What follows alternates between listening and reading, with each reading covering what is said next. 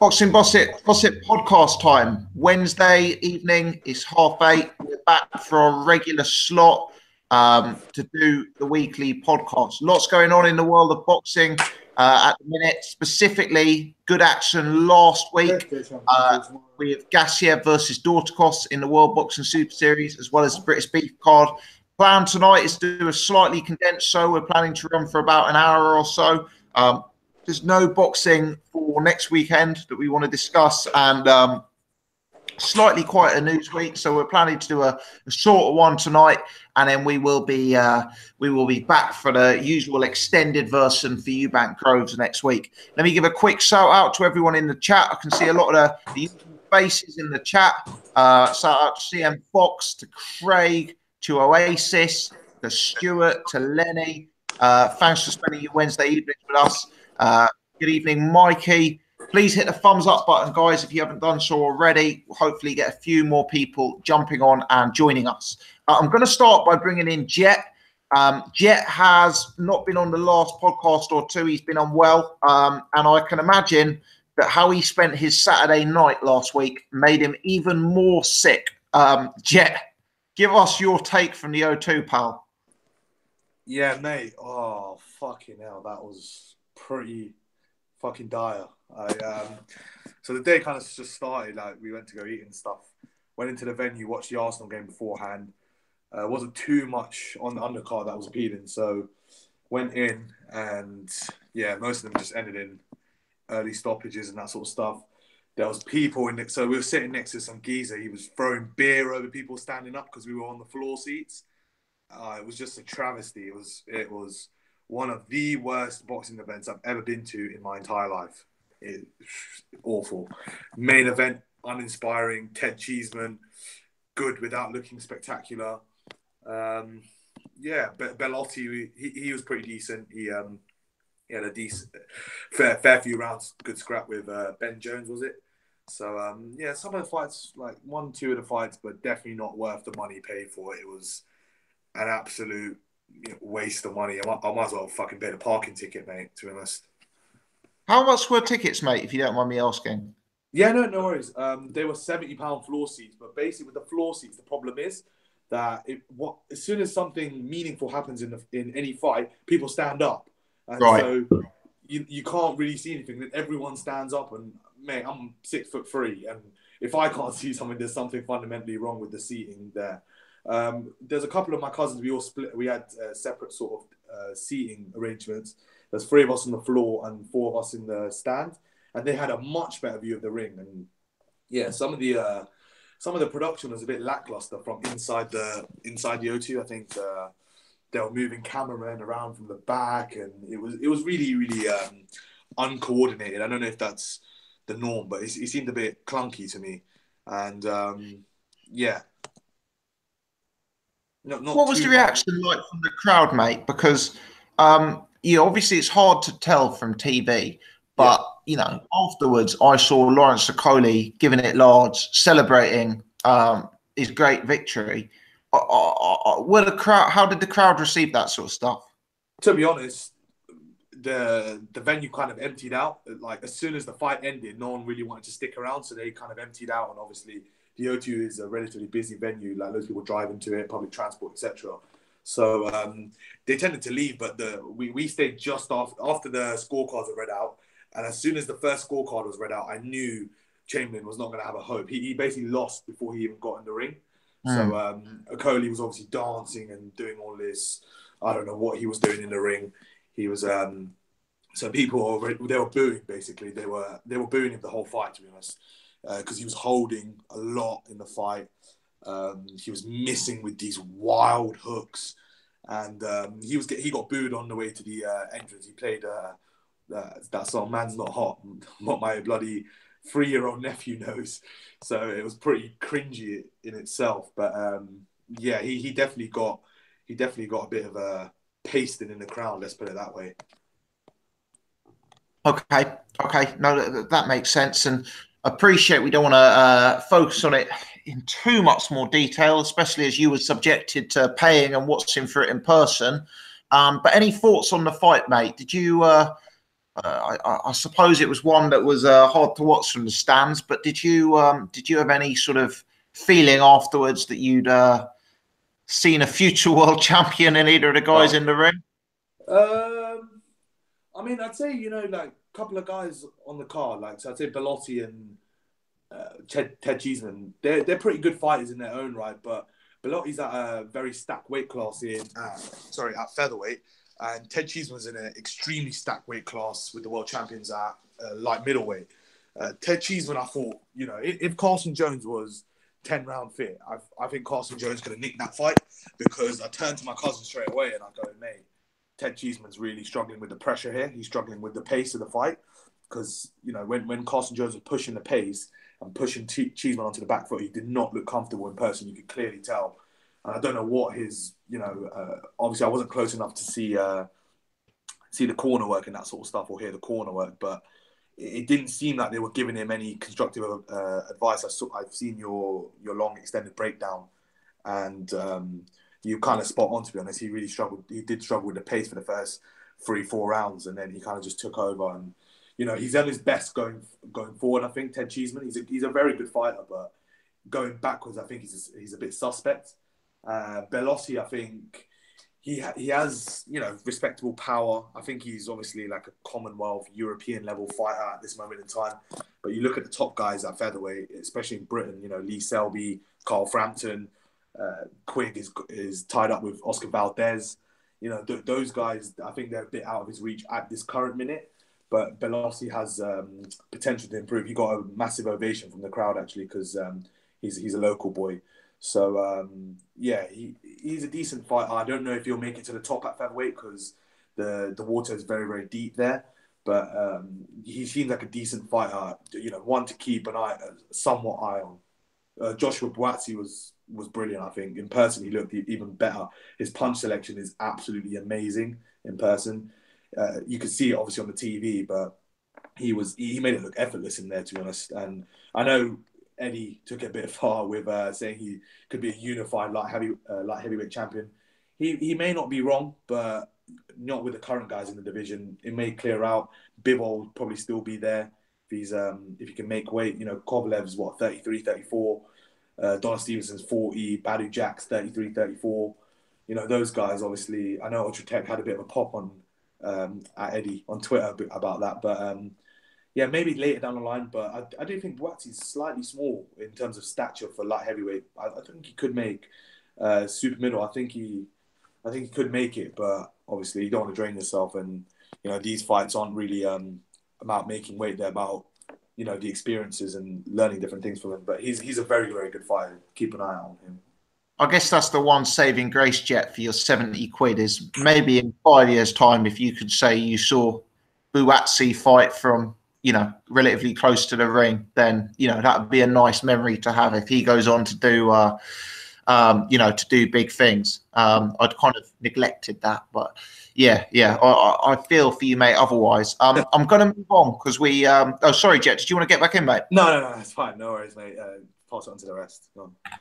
Yeah, I've got to get off tonight before 10 o'clock, so I'm going to move it at a bit of a pace. Let me bring in Seri. Hello, mate. How are you?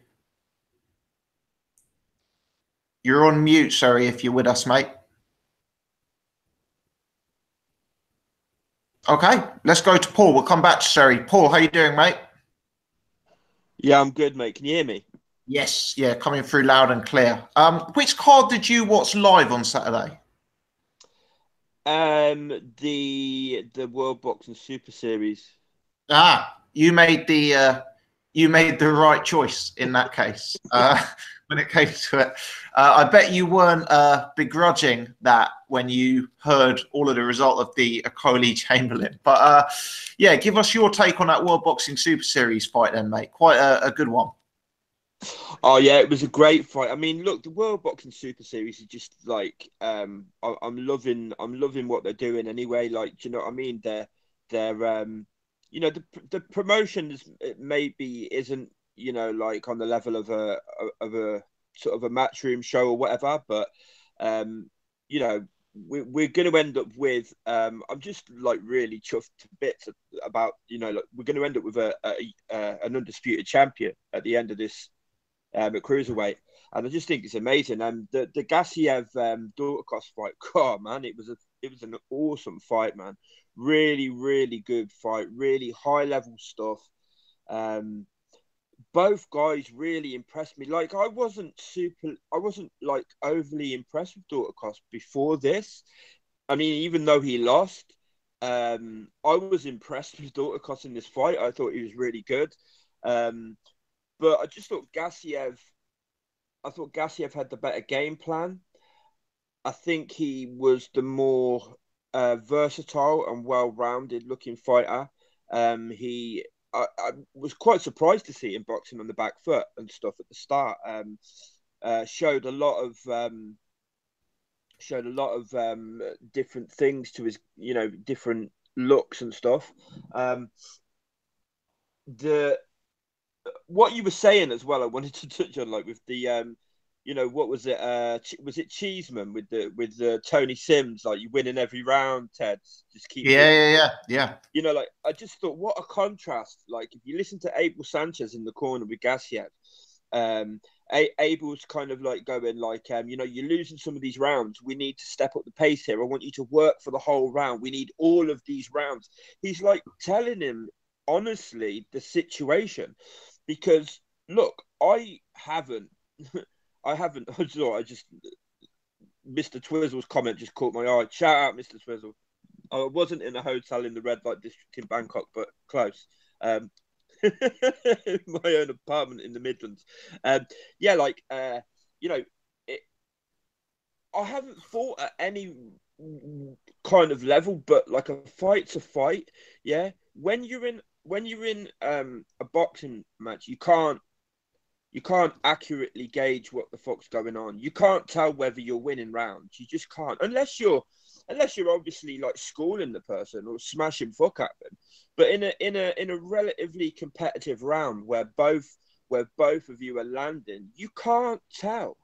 You just can't tell. And so for me, it's paramount that when you come back to the corner, you're getting some sort of truth, some sort of honesty.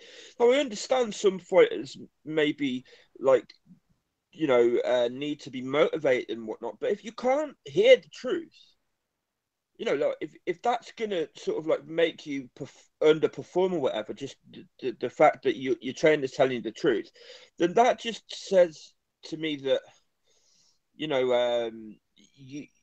maybe aren't at the level that you'd like to be at, and that's just a shame. But like I don't think you can sort of like hide it from a fighter just because he might not be able to take it or whatever. Do you know what I mean? It's a hard sport, and I just think if you're going to tell somebody that to keep doing what they're doing and it's mistakes that they're making, you're potentially risking them not only losing the fight, but you're potentially risking their health as well. So I liked Abel Sanchez's honesty in the corner. Gassiev, he looked to me like the sort of like the snappier work was coming from him.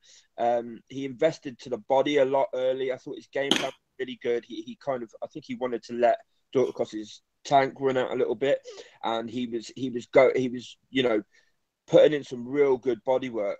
And that paid off, because for me, Dorticos kind of like did slow down quite a bit. And what a finish, man.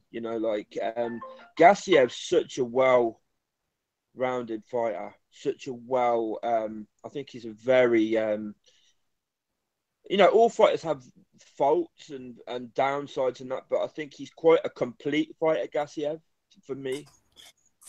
Was it? So I when I first watched the fight, I thought it was a competitive fight where Gassiev took over in the second half and where both guys looked good. When I rewatched the fight, I actually saw it very differently. And I saw it as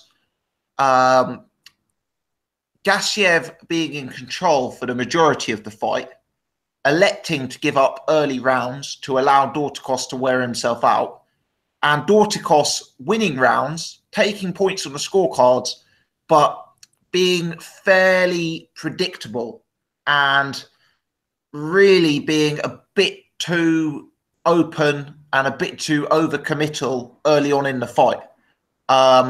So I guess what I'm saying is when I watched it back a second time, I probably saw it as slightly less competitive, and I probably was slightly less in by Dorticos. I mean, What's your take on that? yeah, I mean, I think my view is probably closer to your second view. Like, I think Dorticos was he was doing a few good things in there, but he was a little bit sort of like predictable. He was a little predictable. He didn't, for me, didn't show like much of a sort of plan B, much versatility there. And as well as that, I think it can be sometimes easy to be sort of like how can I put it, sort of like blindsided a little bit when a guy is throwing a lot of punches. But if you like, I rewatched it again today because I didn't know whether I was going to do the Okolie Chamberlain one or that one. I ended up doing the Okolie Chamberlain one. I didn't have time to do this one because it took too long to upload. But I watched it again today, and like a lot of his punches were hitting gloves, man. Like Gassiev was blocking a lot of those shots really quite well. And I think I think Gassiev just showed just a little bit more of everything. Don't get me wrong, it was a competitive fight, but I just think Gassiev had a little bit more snap, a little bit more versatility, a little bit more, certainly quite a bit better of a game plan for me. I think it was, and in fact, you know, I've got to give you a shout out a little bit there because you kind of touched on this in your breakdown before that. Maybe, you know, kind of like letting Dorticos work at the beginning and letting his tank empty a little bit might be a good strategy for Gassiev. And for me, that was definitely his strategy. It was definitely part of his strategy anyway, and it worked really well. Putting the body work at the same time just helped that process along a little bit, I think, and allowed him to sort of like take over. But it was a great fight. It was a great fight. Yeah. It was a good one, and I think Mikey's just put in the chat. Let's hope they make Dorticos versus Bradis for the undercard of the final, and you know, that would be a fantastic addition as a co-main event if they were able to do that. Oh yeah, yeah. That'd be great. That's a really good idea. I also think the quality of the boxing we're seeing in this Super Series, I don't know if this is hoping or thinking it's going to be the case, but I guess I hope it's going to mean that the brand grows and we get more of these afterwards. Do you know what I mean? And maybe, you know, like they get sort of like promoted, that you know, they start to improve the way they're promoting them and stuff, because it's amazing when you know, like, can you imagine if we got that in some of the other rounds where guys, some of the other divisions where guys are just ducking each other for years, or they're retiring to avoid fighting each other, moving up early to avoid fighting the danger guys and whatnot. And then you have something like this where, you know, let's be honest, all of the top cruiserweights in the world are in that tournament. When that tournament finishes, we are going to end up with not only we will know who the best cruiserweight in the world is, and we'll have an undisputed champion. It's not even like there's one that sort of like might be the best that's not in it or something, like you had at super middle when De Gea weren't in it and stuff. I don't think we can really say the same thing now, but when it started, we could maybe say that, you know, with the cruiserweights, they're all there, and I just think it's amazing. It's great. It's great to see. Yeah, absolutely. Paul, I'm going to move it on, mate, because I need to get everyone in, and we're on a slightly condensed timescale tonight, but we'll bring you back in. Let me take another try at trying to get Seri in. Seri, you with us, mate? Hi, guys. Can you hear me now? Yes, loud and clear. How you doing? Yeah, I'm not too bad, mate. I had some internet trouble again. I just had to run up and reset the router just in case. But yeah, I'm all right, man. Thank you. Okay, you're coming through clear at the minute, mate. What did you watch on Saturday night? I mean, I'm not going to lie. Saturday night, I got a bit of a story. I was actually in Birmingham, going to see friends and family. But I went out with my mates to have a bit of shisha. And they said, oh, we're showing the boxing tonight. So I was like, oh, wicked. Yeah. I assumed it was Gassiev and Dorticos. So I walked in and I sat down and I looked up at the screens everywhere, and it's bloody Joshua Boatsy. I thought, oh, God. Yeah, and I'm not going to lie, I wasn't interested in that whole part. I wasn't bothered with it. I mean, then they're putting that fight on, and I kind of left like two or three rounds into the Okolie Chamberlain fight. I got bored of it, and to be honest, I left. But the next morning, I did catch up with the Gassiev and Dorticos fight. And I mean, I saw a lot of things on Twitter saying, it's a fight of the year contender and all this stuff. But not to discredit the fight, it didn't live up to the same sort of quality and competitiveness of the week prior with Bradis and Usyk. That was a proper, for me, that was a very close fight that could have gone either way. And this fight, I kind of agree with your second viewing.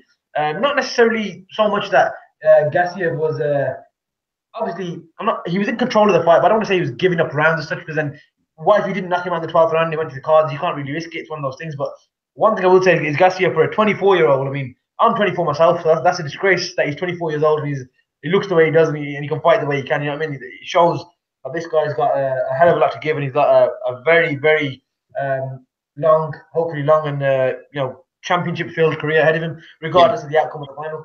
I'm sure we can all agree on that. He's very, very much he's a special fighter in terms of the fact that he's so young and he can mix it at that sort of level, and we're gonna have to see where he goes from here. But I think the performance was one of variety, and he showed that he's got a good punch selection. With his hooks and uppercuts, he knew exactly when to throw them on Dorticos. But I think Dorticos kind of showed that he's just below the level beneath that Bradis, Usyk, and Gassiev.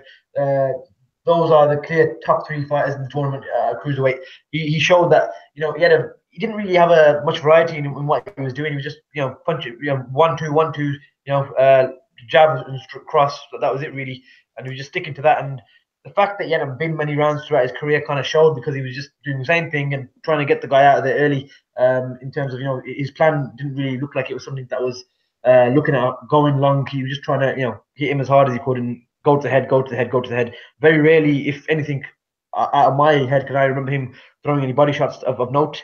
Whereas Gassiev did kind of invest in the body and slow him down, through the body work kind of thing. But either way, look, full credit to Dorticos. The man took a lot of clean shots, big shots that could have put down most fighters, and it's only literally in the last few minutes. Definitely. Did you happen to watch KSI versus Joe Weller? Sorry. Say again, sorry. Did you happen to watch KSI versus Joe Weller? Oh yeah, I watched that, mate. That was a better fight than Okolie Chamberlain. That was a mad fight, yeah. But I mean, KSI had a world-class jab. The hand speed there, the snap behind it. It was frightening. Yeah, for a guy who had only taken the sport for maybe 2 or 3 months before and started training. I mean, genuinely, I know we're laughing and taking the mick out of him, but you got to give him some respect in that regard. You know what I mean? I'm not going to lie. Beforehand, a few of my younger cousins who watch him and Joe Weller, they all said KSI is going to win, but I was like, I don't think he will, because I know Joe Weller had a few fights and he'd done some training before. I assumed he'd win, but only when they got in the ring and I saw the size difference, I kind of realized, okay, this might not go the way I just thought off the top of my head. But to be fair, genuinely, that was actually more fun than the Okolie Chamberlain fight. Genuinely. It was. What about Okolie? Shades of Milwaukee.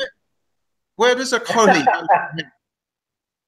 Pardon, sorry, what did you say about the Okolie Chamberlain fight? Where does Okolie go from here? What route does he go? What fights does he win? What's next for him, I guess? This is the thing. I mean, look, now that they've both been thrown into a fight like that, where they've had that sort of exposure and headlined a big card, it's tricky, isn't it? Because do they go back to undercards? I'm not saying that he can just go and headline another card again against nobody, because it's not the case. I don't think he's that much of a big name yet. And I don't think his performance is going to have won him any more fans or endeared him to any fans either. That's not any disrespect. I think the issue is the fight came too early for both of them, and I think the size difference was just too much for even someone like Chamberlain to really try and mount any sort of offense. And I think he was fighting the referee and he was fighting against the establishment, if I'm honest. Even though he's a matchroom fighter, I felt like everything was against him. The first, the knockdown in the first round, I didn't feel like that was a knockdown. If you watch it back, a punch didn't really land. He kind of just fell over. And it looked like he hit him, but he didn't actually connect, from what I remember. The right hand kind of went his head. And then I can't remember. Did he get knocked down again later on in the fight? Yeah, he got caught badly, and his glove touched down, but he didn't properly get dropped. But it was a legit. Yeah. Technically, yeah, it's a knockdown, isn't it? But yeah, for me, neither of them showed me anything where I can say, okay, I can see in 2 or 3 years these guys are going to be a force at this this weight division. And this whole thing about Okolie is a massive cruiserweight.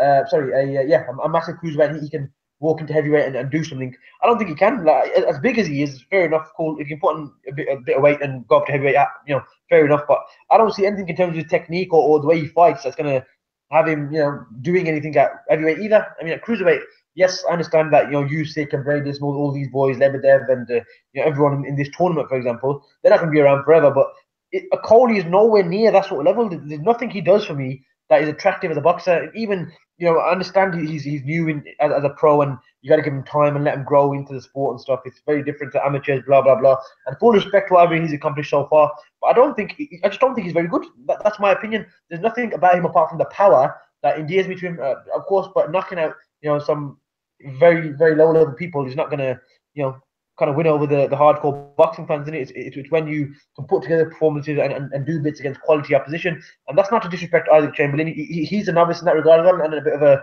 prospect himself, even though he lost. I'm sure he can come again. And genuinely, regardless of how he performed and whatever happened tonight, I still feel like Isaac Chamberlain overall has more to offer as a boxer, if that makes sense. Yeah, I can understand that. I think the problem with Okolie is he's so big. The suggestion is that he may have to start making heavyweight in a few years. And it appears he got by in that fight based on size rather than skill. I mean, how would he adapt to the heavyweight game where he'd be one of the smaller fighters and he'd be having to offer something very, very different in order to get by, I guess?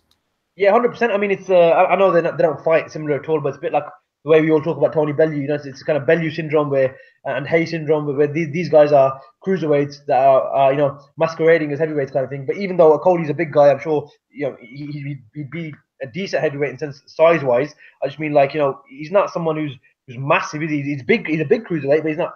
I don't see how he's going to be a massive heavyweight. Do you get what I'm saying? I know naturally, yeah, he's got height and reach and all that, but like I said, a lot of this is going to come down to heavyweight. You can't rely on size, can you? Because the heavyweights that we've got these days, they're all relatively quite big, aren't they?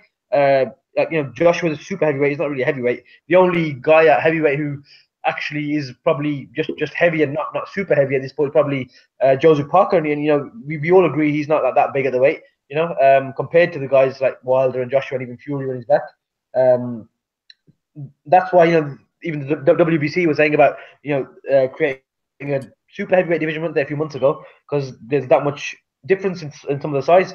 But for me, like I said, look, Okolie, I wasn't impressed by it. He was too big and he was just too physically strong for Chamberlain. And for me, that was more of a grappling and wrestling match rather than anything on boxing level. I didn't see anything brilliant from him. And Chamberlain didn't do particularly well either, but I still believe that he is a better boxer than Isaac Chamberlain, like skill for skill, taking out physicality and stuff. I know that is kind of part of boxing, but on that level, there was too much of that going on, and you can't really enjoy a fight like that for me personally. I don't know about you guys, but I genuinely couldn't get into the fight for the first 2 or 3 rounds. That's why I walked off. I completely agree with Sherry on Okolie. I think he's very, very limited, and I think that really showed in this fight. I know people are talking about the fact that he's early in his career and he hasn't had many fights, and I take that into account, but he was falling in behind just about every shot. He gives up his height, he hunches over, and he just seemed to be just looking for that big right hand all night.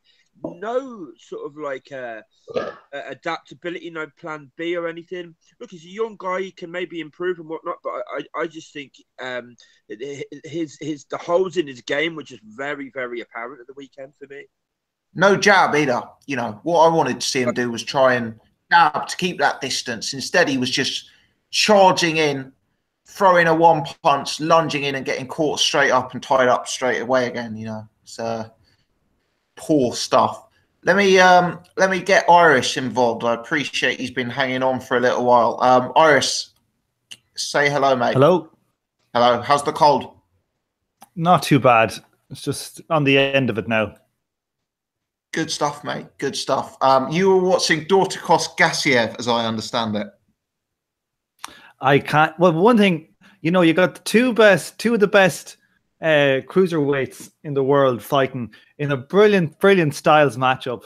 And who does Gassiev watch? 2 novices. Would you like me to explain myself, or are you not interested in my reason? You'll say, I get more views from YouTube or whatever, but fuck that. I can't believe you did that. I'm convinced now. You're on the payroll, Gassiev. You're on the payroll. Well, I wish I was, and as I've said before, if anyone wants to offer me money, I'm able to be bought at a very, very, very low price. But currently, I'm not on the payroll. Yeah, two reasons why. The first one, and you're absolutely right, is that the YouTube channel is very much UK focused, and frankly, the viewership is far more interested in Okolie Chamberlain than Dorticos Gassiev. I appreciate people won't like that, but that's kind of how it is. The second one, and this one was probably more for me, is I've watched every fight of Lawrence Okolie's career. I've watched him since before he turned pro. I've been watching. I met Isaac Chamberlain about 2 years ago when he was starting out as a pro, and I've followed him ever since. These are guys like you feel like you're kind of in some way invested in. Whereas a guy like Dorticos, yes, he's a higher level fighter, but he's someone I only really started tuning into in 2017. So I guess there's my excuse, Tom, but I doubt that's going to appease you. I have a question for you, Gossip. Now, if KSI versus Weller was on at 10 o'clock at night, would you watch that? Because you would have got more views by putting up a review of that.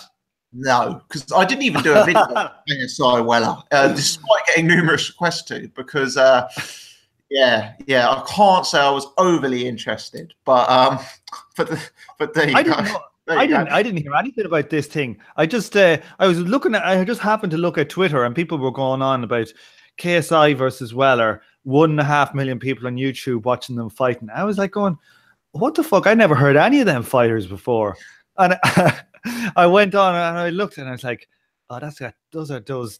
Well, I recognize the black guy, from YouTube. I think I've seen a video once, but yeah, total pathetic. But it shows you that it is kind of shows you that their boxing has got.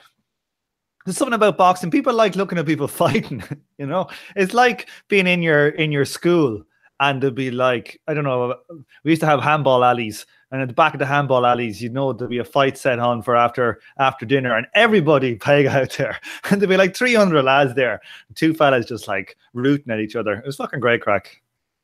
Do you know what? I actually found out about KSI Joe Weller because I was looking on Odds Checker trying to find some markets for some future betting opportunities. And it was like the most bet on boxing fight of 2017. And what was the odds? Evens on both men. Oh, for fuck's sake. Yeah. Yeah. Evens. And yeah, well, that just shows you. I say evens, but how would you have felt if you'd put your life savings on KSI and he'd lost? Like I lost it all on KSI in a boxing fight. Yeah, it wouldn't be too much though. Anyway. Yeah. What do you make of Dorticos Gassiev? Yeah, amazing fight. Like I don't know. I disagree wholeheartedly with Sherry. I'm going to call you Shelly from now on, Sherry. With Sherry, because I think that was a better fight than Gassiev Brady's, and maybe it's. Sometimes watching a fight when you know the result and you're not watching it live, it takes away from it. Certainly, I feel like that happened with me with the Brady's fight. But I just thought that was like a tremendous styles matchup. My God, Dorticos is one tough motherfucker. He imposed his style. I had him up 4-2 after 6, and I gave everything else to Gassiev. But Dorticos came out there and he was the boss. And people are saying Gassiev fought well, and he did, but he was still getting hurt by Dorticos, even though Dorticos wasn't managing to land as clean as he would have liked. It's got a great chin, great fight. A fight like that makes me nearly a bigger fan of Dorticos than Gassiev, even though I really like Gassiev. Just the sheer heart and balls displayed. How that man got up from the first knockdown, I have no idea. You can watch that in slow motion. You can see he's unconscious on the way down. And he was up, I think, at 4 seconds. It's like, what do they make these boys out of in Cuba? I just thought it was an amazing fight. Gassiev, basically, it was the body work that done him. Just like the Kell Brook fight, it was the body work. He landed a left hook to the body in the 5th or 6th round.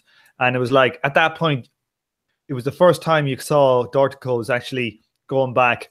And, the writing was on the wall once then body shots started landing. Gassiev's, he's got a great chin. Oh, sorry, he has a great chin. Yeah, they both showed a great chin. But Gassiev is very efficient, and he's able to take directions, and he seems like a very quick learner. I think Gassiev has got a very, very good chance in against Usyk. I think Gassiev is a much better fighter than Bradis, and I think he hits a lot harder. And I think Usyk's going to feel those body shots. Anytime I've seen Gassiev. In hindsight, was Dorticos a little bit predictable, Tom? He was, but it's one thing being kind of predictable, but like if you watch the early rounds, you saw him. It's not like he was just a slugger. He was able to impose his style, immediately on a guy like Gassiev. And Gassiev, in every fight Gassiev has had, he's been able to just mill forward at people.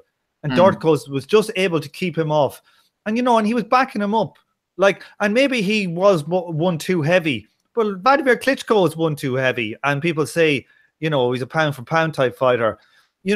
I just think Dorticos, I think if they fought that fight again, and Dorticos is still the same guy after taking the punishment he took, I'd still think he'd have a good chance of beating Gassiev, because I think he'd be able to modify his game more.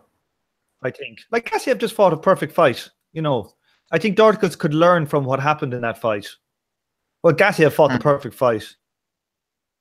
Yeah. Sorry, yeah. Tom, just What were you thinking of Usyk Gassiev, mate? Was Sherry trying to say something there? Well, I just wanted to say to Irish, sorry. When you're saying about the whole 1-2 heavy and that Klitschko is considered, a great. I mean, I get where you're coming from, but did you not think that in the fight, he was landing a lot on gloves and he should have changed it up a little bit? Because for me, that's kind of what I saw was. I'm not saying they were all on the gloves, but when he was constantly going for the 1-2, he was landing a lot on gloves, and he maybe could have changed up the body and changed up his shots a bit. I just felt like he was just too predictable at times. That was just the way I saw it. I agree. I think he should have mixed them up below more. But just taking the person like Klitschko never threw a body shot in his life. Yeah. So what we can't just be giving it all to one guy and not to the other. I think the Styles matchup was an amazing fight. To me, that's fight of the year. That's the best fight I've watched since Joshua Klitschko, I think, maybe. Really? Especially when it's live. And you could just feel it. Yeah. And especially at the start, it was I was watching it and I was like, oh God, Dorticos is a fucking beast. You know what I mean? And then slowly Gassiev started imposing it back. I just thought it was a brilliant fight. Yeah, I mean, unfortunately, I didn't get to watch it live. So, like you said, it does take away from the fight when you know what the result is. But I'm still buzzing to this point of Usyk and Bradis. That's how good I thought that fight was. I think that's a bona fide fight of the year. That fight. Yeah, but see, I didn't see that live. So that's what I'm saying. Yeah, but I don't know about the panel or where everyone else sits on it, but I'll throw it out there for the rest of the guys. What did you think was the better fight at the two semi-finals? I probably agree with you, sorry. I probably preferred Usyk Bradis. But that was more of a chess match in terms of that they both had such things that they were good at, and they came so close in terms of the decision that it could have gone either way. It's one of those ones. Whereas this one, of course, ended in a knockout, so it's kind of it's a different kind of thing, isn't it, altogether? But for me, I mean, that fight was just next level, man. I mean, that was just so good, that fight. I've watched it 3 or 4 times since. I think Usyk and Bradis were both super elite, whereas I think because unfortunately, and it's maybe unpopular, I think Dorticos got found out essentially. I don't think he did bad. It just showed he's not on the same level, which is what I was saying earlier. He's not on that same level as those 3 guys, as in Gassiev, Usyk, or Bradis. Of course, the issue you're going to have with these sort of tournaments is maybe not us collectively, but you're going to get some people who say, oh yeah, but we didn't get to see Dorticos versus Usyk or Gassiev versus Bradis. That sort of thing. We didn't get to see everyone face everyone, so we're not going to know who really is the best. But I mean, I think we can collectively agree that we pretty much got the 2 best guys in the final. For me, though, if I'm honest, I had Bradis winning the Usyk fight. But that doesn't mean I have any issue with Usyk and Gassiev. I had Bradis winning by 1 round. But genuinely, like I said, that was a fight that could have gone either way, and I wouldn't have no issue in that sense. I object. I object to you saying that Dorticos got found out. How can you say a fella got found out in a 12-round, brilliant fight? Like, that's like saying Tommy Hearns got found out against Sugar Ray Leonard, just because the guy gets knocked out in the 12th round. No, that's not why I'm saying he got found out. Because if the fight had gone to points, I think we'd all agree that Gassiev had won the fight on points. Dorticos, that just means he won a. That just means he won a competitive fight. He was tactically outfought. He was predictable. He was much more one-dimensional than his opponent. When he had to fight on the back foot, he was half the fighter as what he was on the front foot. When he had to fight inside, he was half the fighter he was at range. And at the end of the day, he appeared to me to be a fighter who looked very, very good when he was on top, on the front foot, throwing long-range combinations that, by the way, routinely missed. And he looked very, very weak when Gassiev implemented his game plan and had no response. And fundamentally, had that been other elite fighters in there, like Bradis or like Usyk, I think the very elite would have found out Dorticos as well. I think Dorticos is very, very good, but I think he's a level below the Usyks and Bradises of this world. Well, I think that's to be determined. Look, the thing is, I don't like saying somebody got found out. Like, found out means like they were no good and they got the shit bet out of them. It's like O'Hara Davies got found out. For me, he's found out. This guy went 12 rounds. He got found out in terms of his tactics. Yeah, he made mistakes in his tactics, but loads of top fighters make mistakes all the time. Like, we don't say that.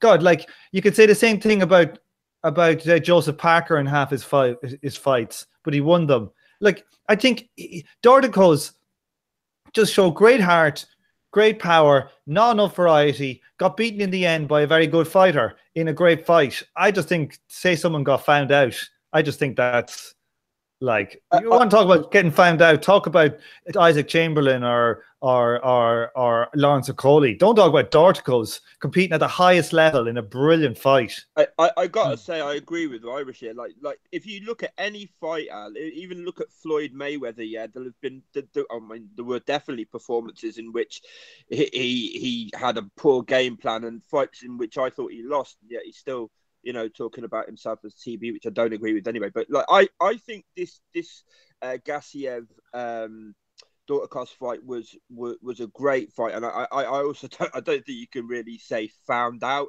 I think Gassiev definitely looked like the better fighter, but I kind of do think, like, if found out kind of like sounds to me like he stepped up and he just got blasted out of there, and that's definitely not what happened. Let me explain what I mean though. Like, if Brady or Dorticos next time out, I would say with confidence that nearly all of us, or the vast majority of us, would pick Bradis to beat Dorticos. And I think the reason for that is because both of the guys lost. Both of the guys lost in competitive fights.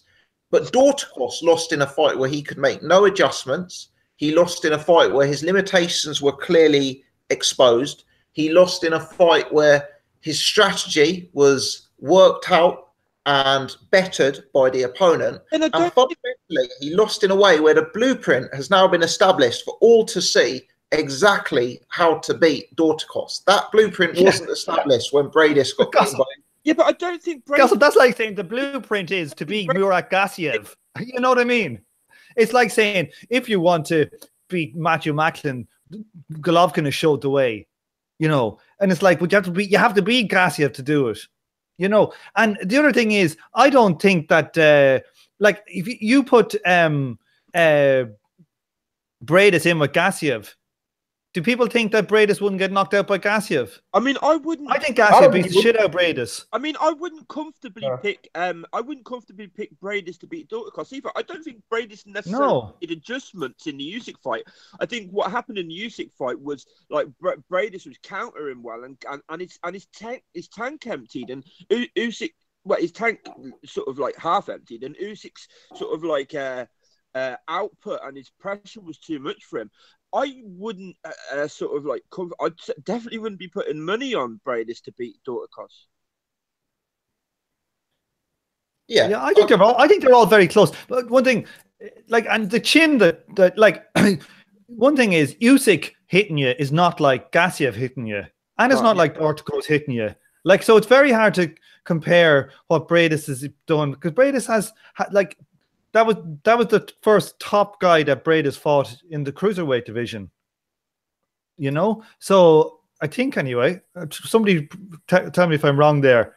But he beat Hook for the title, and he beat what's his name? But Hook was past it though. You know, Hook got past it, but then Usyk beat him last as well. So you know, does that mean anything? Yeah, but Usyk bet the shit out of Hook. You know, Usyk I think did a better job on Husk than Bradis did. Yeah, but you know, it doesn't matter. They both won either way. Yeah, well, I know. I just feel it's very harsh. I just object to the saying he got found out. He got beaten in a competitive fight. That's what happened. I don't think. Sorry, I don't think BG meant it in that way. You guys. He does. Pardon? It does. It does, Sherry. No, but what I mean by that is, you know, the whole found out thing. I think you and Paul, for example, have taken it in the context of the whole, like you said, Ahara Davis was found out. Yes, I get that, but I don't think BG meant he was found out in that regard, as in like, oh, that's it, he's finished now, and everyone's gonna know how to beat him. I just think he means. I think that was probably the wrong way to word it, but what he means is the way that Gassiev showed us a way where you can beat this guy, but I don't think that means that every single guy that he fights can do that against him. Does that make sense? Yeah. Let me. Sorry, right with what I mean.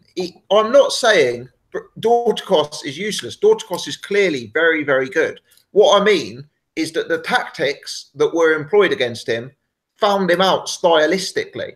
And look, he's been found out to be at a world-class level, but he was outfought mentally by Gassiev, in my take. He was worked out is what I'm getting at. I think. Yeah, but I think most people wouldn't be able to work him out because they wouldn't be able to put up with the punishment. I genuinely think that. I think Bradis wouldn't be able to put up with the punishment he'd have to take. And I don't think he'd be able to dish the punishment that Gassiev dished to Dorticos. Remember, like, if that was any other fighter than Gassiev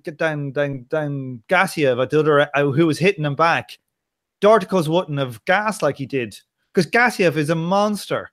There's no other monster in that division like Gassiev. He's the puncher. I've seen Dorticos gas very badly before. Well, maybe, but he hardly has been a full-time professional boxer, remember? So he had a proper camp. You can't say that Dorticos gassed in this fight, because he got knocked out in 10 seconds to go in the last round, and it was a competitive fight up until the 12th round. There was probably no more than 2 points in it. So we can't say he gassed in the 12th round. Well, I think you can, actually, because he's a very tough guy with a lot of education in the ring. But fundamentally, all of his success was early on, and he weakened out of the fight and lost the vast majority of the rounds in the second half. You know, I'm not saying he lost, but I'm saying he was a far less effective fighter in the second half of the fight. You know, I just think, Gassiev, you're underestimating. You're like, we're shitting on Dorticos because he lost to Gassiev, who was a special fighter. I think Gassiev is probably going to lose against Usyk. But, Gassiev is a special fighter. And I don't think we should be shitting on somebody to losing to a special fighter. Like, who shits on Manny Pacquiao for losing to Floyd Mayweather? You know what I mean? He's a special fighter, but he's going to lose to Usyk. Yes. What does that mean? Do you believe Usyk is like an all-time great? Like, what's your style? I just think stylistically, he's got a lot of advantages stylistically. I'm not so certain that I was leading up to this fight, but you see, after this fight, some of the different things that Gassiev showed in this fight make me think that Usyk Gassiev is not. I think that's close to a 50-50 fight at this point. I think Gassiev just showed a lot of things he hasn't showed before. I wouldn't confidently pick Usyk, and I'm a fan of Usyk. I wouldn't confidently pick him now. No, I agree. Well, the bookies have the bookies have it in as a 2-1 fight. You know, a 66 to 33% fight. You can see 11 to 4. That's probably a bit wide. Gassiev. What, you get 11 to 4 now? 11 to 4 Gassiev. So Usyk into 1 to 4 with the likes of Paddy Power, mate. Wow, that's a good price. That's a good price. It was when I looked at it priced up immediately. It was 1 to 2. Fucking hell. So it's gone out. So 11 to 4. Christ, that's nearly saying that he's only got. I suppose it's not that much. It's 75%, isn't it? 3 to 1. It's just shy of 3 to 1. So they're going 75-25. I think that's too wide. I think that's closer to like a 60-40 fight. Let me whip round the panel and just ask everyone for a line or two on that fight and who they're predicting at this stage. Jet, what's your early look ahead to that fight, mate? Usyk Gassiev. Yes, mate. Yeah, I think it's a close fight. Gassiev showed against Dorticos is, you know, he's very, very versatile, and he can you know, change levels. He can come forward. He can put the pressure on, but he can box on the back foot. Very good punch selection. Very young, very hungry, and obviously he's got 2 belts now. But yeah, I picked Usyk just about maybe 55-45. But Gassiev's in there. You know, he's a bit of a beast in there, to be honest. Like some of the things he does, some of the punches he throws there, you know, they look quite chilling, and you could tell there's some, you know, there's some real meat behind the shots. So I'd probably pick Usyk, but it's not a very confident pick. You know, I'd say 55-45, but, you know, Gassiev's in there with a real chance, not even a puncher's chance. He's in there with a real chance. You know, if he can time and counter Usyk the way Bradis was doing at times, then he's in there with a real live chance, like a proper chance. But yeah, I just about lean to Usyk, not by much though. Okay. Cheers, Jet. Sari, what about yourself? I think, put it this way, I think Gassiev can knock out Usyk. I don't think Usyk can knock out Gassiev, based on the way they both fight. But I do think that Usyk will nick it. I think it will go 12 rounds. I think Usyk will just about nick it. Not because I think Usyk is some totally unbeatable fighter, because he's not. Like I said, I already think he just about lost the fight, if you expect, in my opinion. But of course, stars make fights. It's a completely different fight.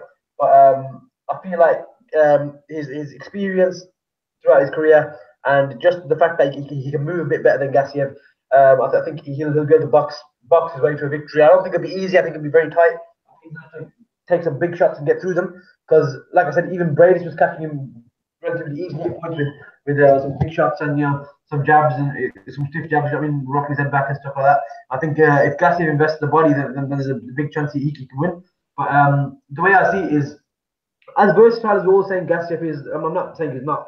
I just think, relating back to your point on what Dorticos did, like I said, he stuck to one game plan in that he came forward with a 1-2 and a pretty. After a while, it got very repetitive. I don't want to take away from Gassiev's performance. I just think he knew what he had to do against this guy, if that makes sense. And Gassiev looked better because of the fact that Dorticos fought a certain way. Again, not to disrespect either man, I'm not saying it for that reason. I'm just saying I think Gassiev was able to do more things against this guy because he just fought one way, and that was pretty much coming forward the whole night. 1-2, 1-2, catching the gloves a lot of the time. Not saying that those weren't big shots, they weren't powerful shots, but the point is the way he fought kind of made Gassiev look even better. I don't think Usyk will allow Gassiev to look as good as he did against Dorticos, but that's not a attack on either man and how they fought that night. I'm just saying.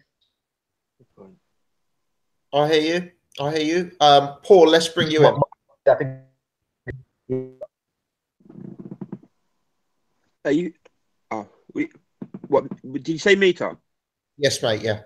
On Usyk Gassiev. Usyk. We got 2 for Usyk. Yeah, I mean, yeah, I think I'd still pick Usyk. It wouldn't be a confident pick. I think Sherry's point just then was a good point. I think Usyk is a lot more versatile. I think Usyk's engine's better as well. I think, I mean, I would just about pick Usyk, but I wouldn't be surprised if Gassiev beat him. And one thing I would say is, like, Usyk, Brady seemed to sort of hurt Usyk once or twice to the body. A couple of times he kind of doubled over, and I think Gassiev is definitely a bigger puncher than Brady, and his the way he kind of like doubles up body to head to body and stuff might change the fight. I don't know if we've seen Usyk in with anybody that hits as hard as Gassiev, and I don't know if we've seen Usyk have to take that much body work either. So I think there's a lot of unknowns in the fight. Do you know what I mean? So yeah, I mean, just about pick Usyk, but it's a really good fight, and I'm really looking forward to it. I'm really looking forward to the fight. Absolutely, what this tournament's all about. And Tom, you said Usyk, mate. Yeah, I think Usyk, but I'm thinking about it a bit more as in like every fighter that Gassiev has fought, he's knocked down or stopped. Yeah, one was a no decision, I think, and then another one, it was against Lebedev when he knocked him down at least heavily once. I think it's quite likely that Gassiev will get a knockdown against Usyk, and I expect him to probably target the body. So it's not unrealistic that he could win on points too. I think Usyk is a tough bastard too, but I think it's a very close fight. I'd have to give the edge to Usyk, but just because of his boxing, and he might be able to keep it at distance. But I don't know, and his output is good. So I think I'd have to go for Usyk on points. It's like the others, I'd say a 60-40 fight, I think. Oh, we might have lost you there, Tom. Tom, it looks like your signal's gone. But just before we lost you, you'd said Usyk in a 60-40 fight. So on the panel, looks like we're 4-0 in favour of Usyk. Well, I might surprise a few people here. I'm actually going to go for Gassiev at this early stage. I do want to rewatch a few of the tapes. I really want to rewatch Gassiev-Lebedev to see if Usyk could maybe replicate some of the success that Lebedev enjoyed in that fight. It's a fight that I can't remember clearly, so I want to rewatch it. But my instinct is that Gassiev will win the fight. I look back at that Usyk-Bradis fight, and my abiding memory of the fight is how uncomfortable Usyk looked when Bradis was up close. And I really think Usyk didn't like what Bradis was bringing to the equation. I thought Usyk was uncomfortable with the pressure, and all of this talk about Usyk keeping the fight long, I don't think he was really able to do that against Bradis. Now, I think Bradis looks small in comparison to Usyk. I think Gassiev's a considerably bigger man, and with that Abel Sanchez-Golovkin camp, I think he'll be equally adept, if not more adept, at sort of cutting down the ring and making it even more uncomfortable for Usyk. For me, Usyk is a kind of guy who does need that space and distance to move, and if Gassiev can take it off him, I think he's uncomfortable. So for me, in what I deem to be a 50-50 fight, I'm inclined to look at Gassiev, and from a value betting perspective, 11-4 on Gassiev is something that I find incredibly, incredibly interesting. So, I can't wait for this one, though, guys. This is what the tournament is literally all about, and if it keeps creating this kind of matchup, then you've got some happy boxing fans, I'm sure. Paul, we got to wrap up for 10 o'clock tonight, mate. So I just wanted to bring you back in. You mentioned you wanted to raise a slightly different topic before we close tonight. So let me hand it back over to yourself. Have you got time? Have we got time? Yeah, we've got 20 minutes, pal. Is there not anything else you wanted to talk about? No. Well, there's no boxing for next week, and there isn't really any major breaking news. So I was kind of focused more on reviewing last week's and throwing it out to you guys, I guess. Yeah, I just wanted to talk about, like, I don't know. I was thinking a lot about the way, sort of like certainly in this country, I don't know if it's the same everywhere else. We tend to hype fighters really early. We've seen it with a few people. We've seen it with the ridiculous Steve Bunce comments about Daniel Dubois' power and stuff. And it's been a recurring theme, hasn't it? AJ was absolutely hyped. In that case, it turned out to be warranted. In other cases, it's turned out to be I mean, price comes to mind. You know, maybe less warranted. And I watched. You know, I was thinking about the fight of the weekend. Okolie, for me, did get found out a little bit. I know he's young. I know he's hasn't had many fights, but he got found out for me as being not very versatile, not much of a plan B. And then I was watching a video on Josh Kelly, and you know, before anybody thinks starts calling me a hater or whatever, I'm a big fan of Josh Kelly. I think he looks the goods to me. He really does. He looks, you know, other than power, he seems to have everything. I'm not certain he has sort of like show-stopping power yet, but other than that, he seems to have pretty much everything. But in this video, they just seem to be making him out to be sort of like it was already a foregone conclusion. He's just going to be a multi-weight, you know, world and all-time great, this, that, and the other. And they even, in the editing, they edited in a clip of Mike Tyson saying, yeah, he brings you into deep waters and then he drowns you. And I thought to myself as I was watching it, pretty sure he was talking about Muhammad Ali, but I wasn't certain. So I went and located, you know, tracked down the clip, and it was like they'd edited in a clip of Mike Tyson talking about Muhammad Ali, and made it look like he's talking about Josh Kelly. I mean, what lengths to go to hype fighters? And I just think, you know, these kids are being hyped to the nth degree, and you know, just what does it do to a kid's head if he's not particularly well balanced or whatever? It just worries me, and I don't like the way we do that. Do you know what I mean? I wondered what you guys thought of this subject. You know, it just seems like it gets silly at times. Do you know what I mean? And if you don't buy into it, if you don't join with the masses in singing the praises of these kids that have had 3 fights against a part-time plumber and a milkman or whatever, you're a hater. Like, you know. So I just wanted to see if anybody had any take on that, like. Well, I think that going on along the same line, I think that Lawrence Okolie is a mixture between a giraffe, a newly born giraffe, and Deontay Wilder. Like, Tom, signal isn't workable at all, mate. Oh, fuck. Yeah. I'm sure you're saying something wonderfully profound and fantastically entertaining. But yeah, the signal is even worse than your chat, mate. Yeah,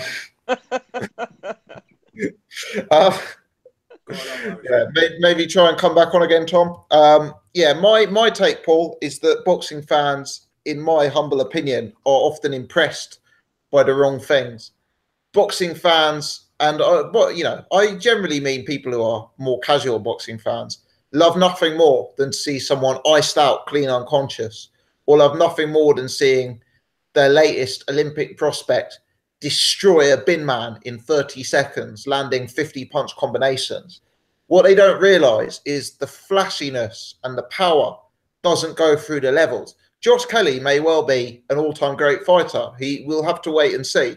But what I can guarantee is it's unlikely that the slick flashiness he shows in there is in any way gonna be replicated when he fights the elite of the sport. You know, and people get so het up about this sort of stuff. You know, it's like if you look in the heavyweight division, if you consider Daniel Dubois and the excitement that he gets around his career compared to, say, someone like a Hughie Fury, you know, Hughie Fury doesn't have as fan-friendly a style. He doesn't have as much power. So the fans instantly gravitate to Dubois. But Hughie Fury is someone who's operated at a much higher level and beaten far better opponents than Daniel Dubois. Yeah, I can guarantee he's got less fans than Dubois. So that's my take on it, mate. I think people are buy into the wrong things when they look at their prospects. I mean, do you not think though that we run the risk of creating a situation where these kids buy into their own hype and it could end up being sort of like counterproductive, sort of detrimental to them? I think it's bad for planning a career because you look at someone like Conor Benn, And you look at the amount of money he's already spending, and he's confirmed this in various interviews I've seen with him. He doesn't really appear to have an appreciation that his boxing career could be over in 2019 or in 2020. The way he fights, the style he fights, and the limitations in his game, he could go into the ring and at any point he could get knocked out. At any point, his career as he knows it could be over. And, he's so into this celebrity lifestyle and this boxing lifestyle and, driving Range Rovers and going out and buying designer clothes. Whether they buy into the hype too much is one thing, but I don't think they can. I don't think they're aware of, the fact that it can be a short career and that fighters are vulnerable.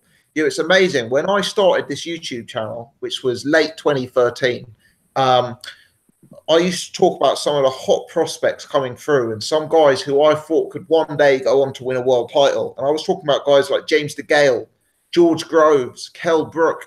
I was describing them as the next crop of champions, the guys who could be in big fights in 2015, 2016. And now you look back 4 years later, these are guys at the end of their careers. These are guys we're saying they have 2 or 3 fights left. It's a brutal short career. And, I think there's a real danger of people getting gassed up too early and never realizing, how cruel the sport can be at times. I mean, AJ could have been and still might be. We don't know. Like a good example of that. The hype was building from like fight 1 or 2 or whatever. Come fight like 15, 16 or whatever it was, he's fighting for a world title. At the time, a couple of us said, like it might be a bit early for him and whatnot, and it's not. And to my mind, it wasn't necessarily the threat of Charles Martin that was the issue. My issue was more kind of like what's he going to have to deal with afterwards. Now, in AJ's case, he's gone on to deal with someone like with Vladimir Klitschko and get past it. But if you look at that fight realistically, a younger man or a better finisher might have been able to take him out in that 5th and 6th round. You know what I mean? And he's definitely shown stamina issues. Not the greatest defensively either. And I just think, that could have been a sort of accident waiting to happen. And I think the hype played a big part in the reason why he was moved on so quickly. Everyone was like, we want to see him step up. We want to see him step up. And I just think it's got the potential to be harmful to a certain fighter at a certain time. And I think people should calm down a little bit on some of these kids.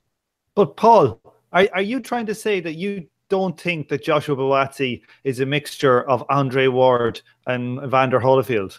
Oh no! Is that what you're saying? Of course, I'm not saying that. Cop on, Paul. Of course he is. Yes, of course. Just look at him, Paul. You know that he's. Dream of saying that. Of course not. Yeah, well, just watch your mouth. I'm sorry. Yeah, I'm fucking speaking out of turn here. You are. Damn straight. Disregard everything I've said. They're all the fucking dog's bollocks, man. That's better. Well, yeah, Gossip will be kicking you off the show fairly soon if you keep talking down matchroom prospects like that. Oh, dear.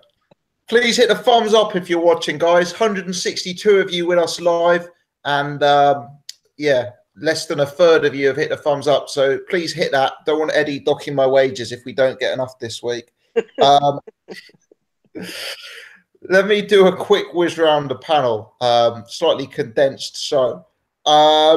Jet, you got anything to add, mate? You got anything else to throw into the mix?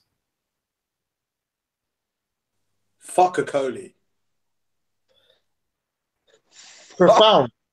War Jet. Sherry. Yep. Anything to throw into the mix before we wrap it up for the evening, pal? I mean, I'm buzzing for Eubank Groves. Obviously, that is going to be next week, isn't it? Now on a podcast. But I mean, I don't know about you boys, but I literally can't find a way to pick a winner. Like, it's so like it can go either way. That's literally what type of fight it is. But it's going to go either George Groves is going to show us that what he's got left. I don't think George Groves is finished. The way people talk about him being finished, I don't think he is. Or Eubank's going to show us if he really is the real deal. But I think it's going to be a boxer versus a fighter on the night, and we're going to see which one comes out on top. But I mean, I'm still, like I said, I'm baffled at this point. I don't know who to pick. But just for the sake of asking, where's everyone leaning a week out right now? I change my mind on this fight every time I think about it. Just like same, yeah. Same, yeah, exactly the same. I start thinking, like, well, Eubank hasn't been in with anybody that hits anywhere near or is as big as Groves, and then I'm thinking about Groves' tank, and I'm like, yeah, I just haven't got a clue. I'm going to do a video on it in the next couple of days, and I will pick one or the other because I'm not going to do an Irish and sit on the fence, but I'm not sure. I'm just not sure at this point at all. What the fuck are you talking about? I'm sitting on the fucking fence. War fucking Irish. Did anyone notice? I asked Irish earlier who'd win out of Usyk Gassiev. Well, Usyk has the power, so could take him out. And Gassiev could also take him out, but Gassiev could win on points. But then again, Usyk could box from range and win on points. I think Euro is also realistic. He's getting worse. What was the fight the other week there that he picked about 7 outcomes? That was his pick. Rigondo Lomachenko, and he picked every outcome except the one that happened. Yeah. So what are you saying, Irish? What are you saying on Groves Eubank then? Gone quiet. He's hung up in disgust. He's ducking me. That's a duck. I want this put on record. He's ducked me. Jet, you go ahead, go on. Who am I picking? Yeah, well, where are you leaning this so far? Oh, mate, I constantly change. Everyone is stuck. I'm gonna say Eubank Jr. I'm gonna say Eubank Jr. Ooh, interesting.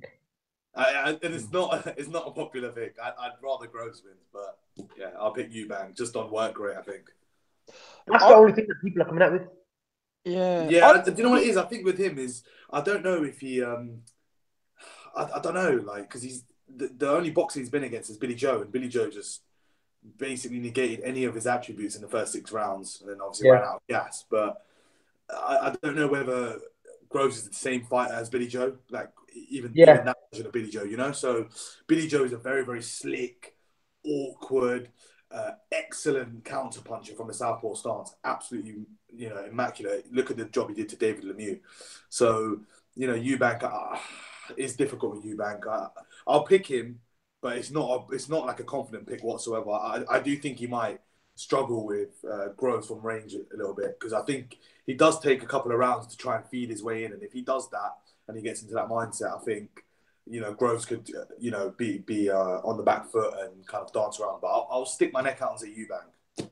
I think Eubank's chin's going to be a big factor in this. Yeah, Groves is a big puncher. I think distance is going to be the primary thing. I think whoever establishes where it's fought is going to be a big part of it.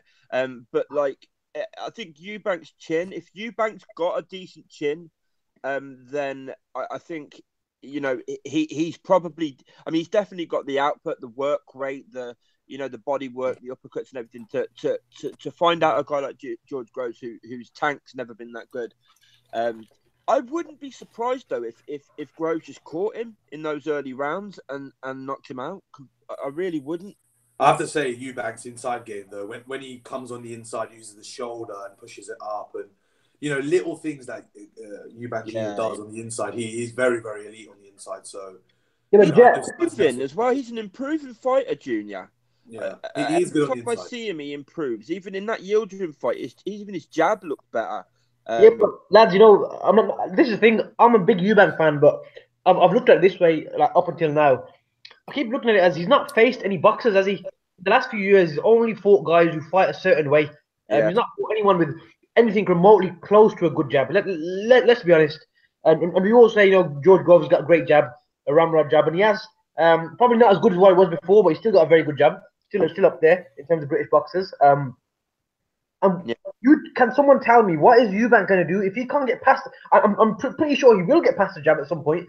If he can't get past the jab, and if he can't do what he normally does, what is he going to do? The only thing, right? I've fought this several times, and I thought, what if Eubank can't get past the jab? He hasn't fought anyone since Billy Joe, and Groves is so much bigger, and Groves has got such a good jab. And do you know what? Then I remember Martin Murray getting past Jamie Cox. Jamie Cox And like Cox, yeah. dragging Groves into a life and death war after 2 rounds, and that is my problem, mate. I mean, The Russian lad. What's the Russian lad called? Chudinov. Chudinov getting them into it. All he has to do Groves gets backed up easy. Martin Murray almost drowned him late. But all he has to do, you see, I think, with Eubank is just not bother jabbing with him. Just let him jab and then just walk in and just run in on him. And then just make it a war. Like, personally, I know Gassiev was slagging me for saying I'm always on the fence. No, sorry. Paul was slagging me, and then Gassiev was slagging me for saying something. I got cut off in the middle of a rant. So I don't know if I'm the god. But, like, I never once said that Usyk would knock Gassiev out. So shove that up your hole, Gassiev. But I think that Eubank Jr. is, like, for me, it's an easy fight to call.